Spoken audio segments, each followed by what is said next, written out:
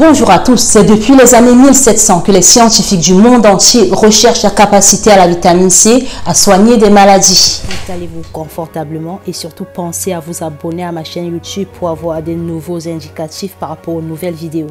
Et est-ce que vous n'avez pas oublié quelque chose? Partagez même, pourquoi pas. Elle accélère de millions de réactions chimiques dans notre organisme, va agir comme cofacteur d'enzymes. Le souci est que l'organisme humain ne peut ni la synthétiser ni la fabriquer. Pourtant, il nous en faut tous les jours sur une bonne dose. Aujourd'hui, je vais vous parler de la vitamine C et de 10 aliments à votre portée qui en contiennent.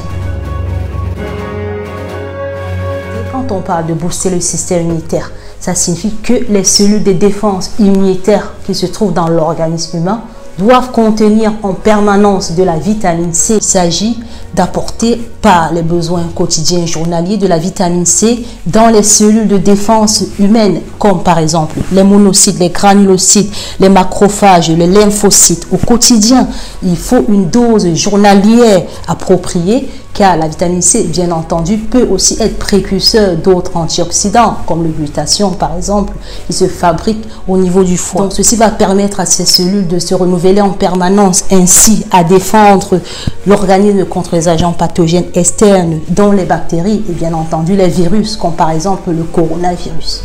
La vitamine C agit en synergie avec le sélénium, le zinc et la vitamine E. Connaissez-vous ce monsieur Sir Walter Norman, qui fut chimiste anglais, né à Chorley en 1883, mort en Birmingham en 1950.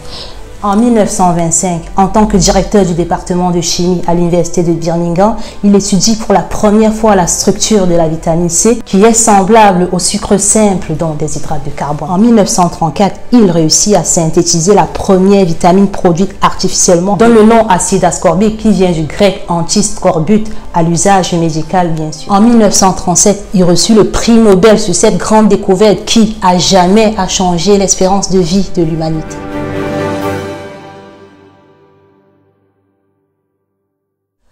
On trouve la vitamine C dans la goyave du goyavier, dont l'arbre entier est utilisé en pharmacopée.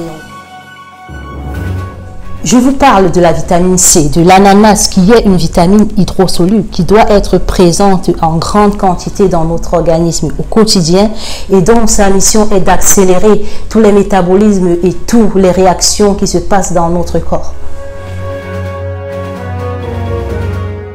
Connaissez-vous des solanacées? C'est du piment, du poivron, des aubergines. Ils sont très riches en vitamine C, jusqu'à 100 mg pour 100 g, et stimulent le transit, améliorent la circulation. Ils sont très riches en fibres et limitent les risques de cancer. Et le chou vert, rouge de Bruxelles, comme vous voulez, contient jusqu'à 46 mg pour 100 g. Mais aussi du fer, de la manganèse, de la vitamine B et K. Je déconseille pour toute personne sous anticoagulant et pour toute personne qui souffre du syndrome du côlon irritable. La vitamine C du chou permet la production des hormones comme la dopamine, la noradrénaline, l'adrénaline, qui sont des hormones qui nous protègent contre les maladies neurodégénératives comme le Parkinson et la maladie d'Alzheimer.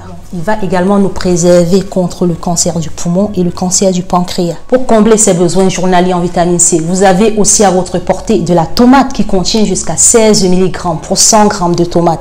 Très peu calorique, riche en fibres, source de fer, riche en antioxydants comme la vitamine A aussi, contribue à diminuer l'inflammation dans l'organisme, aide à réduire les signes de vieillissement. On retrouve également la vitamine C dans les agrumes comme le citron, les oranges, la pamplemousse, la mandarine, la clémentine. Il est important de combiner les repas ayant du fer, des protéines, de la vitamine C pour faciliter l'assimilation. Comme je vous l'avais dit précédemment dans l'émission passée, et donc vous pouvez retrouver la vidéo dans ma chaîne YouTube, l'acide ascorbique, l'antiscorbut, est très sensible à la chaleur, donc je vous recommande de manger tout en crudité.